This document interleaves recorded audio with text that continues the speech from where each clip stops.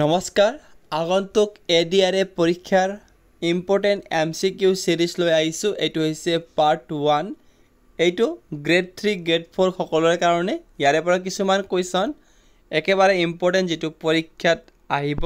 পাৰে গতিকে সকলোকে ভিডিওটি শেয়াৰ কৰি দিব আৰু ভিডিও ভাল পালে লাইক কৰি দিব প্ৰথম question every country calculate it's standard meridian if it is 12 noon at GMT, what is the time on Indian Standard Time?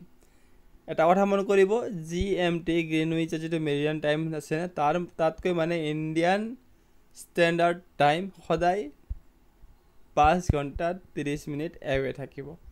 গতিকে এটা কথা মন কৰিব হেতু যদি হয় তেতিয়া হলে যদি 12টা নুন হয় দুপৰীয়া 12টা বাজিলে ইন্ডিয়াৰ টাইম মতে কি হ'ব গধুলা 5:30 5:30 PM 2 number question if the international deadline was straight international deadline যদি straight হয় তেতিয়া হলে কোনটো আইল্যান্ডে দুটা তাৰিখৰ প্ৰবলেম মানে ফেস কৰিব লগা তেতিয়া হলে এটাই টাইম জোনৰ ভিতৰত দুটা তাৰিখ তেতিয়া হলে হেতু শুদ্ধ অপচন হ'ব এলেউটিয়ান আইল্যান্ড এটি মোস্ট ইম্পৰ্টেন্ট আহিব পাৰে পুৰা চান্স আছে এটো কোৱেশ্চনটো 3 number three which one of the following groups of Asian countries does Tropic of Cancer pass তলৰ কোনটো গ্ৰুপ বা দেশসমূহৰ গ্ৰুপ আছে ইয়াতে কোনটোৰ মাজেদি মানে কৰ্কট কান্ট্ৰি ৰেখা পাৰ হৈ যায় তলত মই লিখি দিছো যে কোনটো কোনো দেশৰ পৰা কৰ্কট কান্ট্ৰি ৰেখা পাৰ হৈ যায় আপোনালোকে চাব পাৰিছে ইণ্ডিয়া বাংলাদেশ আছে কিন্তু কোনটো গ্ৰুপ হ'ব গ্ৰুপ হ'বলৈ গ্ৰুপত যেইখন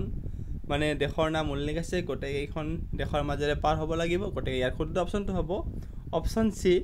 Southee Arabia United Arab Emirates আৰু ওমান হোৱাট ইজ গ্লোব বা গোলক কি গোলক হৈছে পৃথিৱীৰ এটা মডেল বা ট্ৰু মডেল অফ আৰ্ট এটো একেবাৰে ইজি কোৱেশ্চন 5 নম্বৰ which of the following is called prime meridian বা মুখ্য দ্ৰাঘিমাৰেখাৰ মান কি একেবাৰে শুদ্ধ অপচন হ'ব আমাৰ option D 0 degree longitude next question in which ocean are Tonga island situated Tonga island কোনটো মহাসাগৰত স্থিত আছে এটো হ'ব শুদ্ধ অপচন আমাৰ প্ৰকাণ্ড মহাসাগৰ পেসিফিক ওশেন বা প্ৰশান্ত মহাসাগৰ The earth is at the largest distance from the sun on মানে পৃথিৱী সূৰ্যৰ পৰা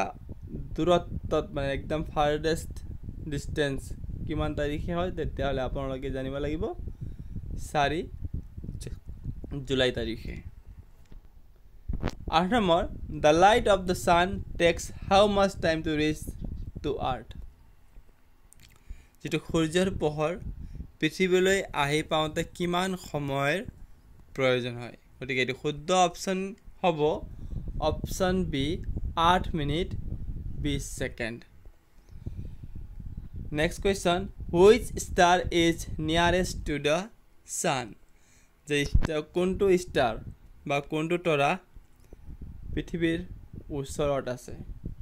সো ইয়াৰে ভিতৰত শুদ্ধ অপচন হ'ব সান সূৰ্য হৈছে পৃথিৱীৰ ওচৰত থকা তৰা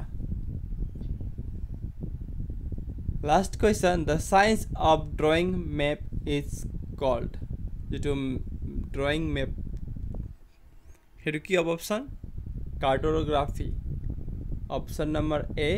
কাৰ্টোগ্ৰাফি সো এখিনি আজি কাৰণে কাইলৈ আমি বেলেগ ভিডিও চাম ধন্যবাদ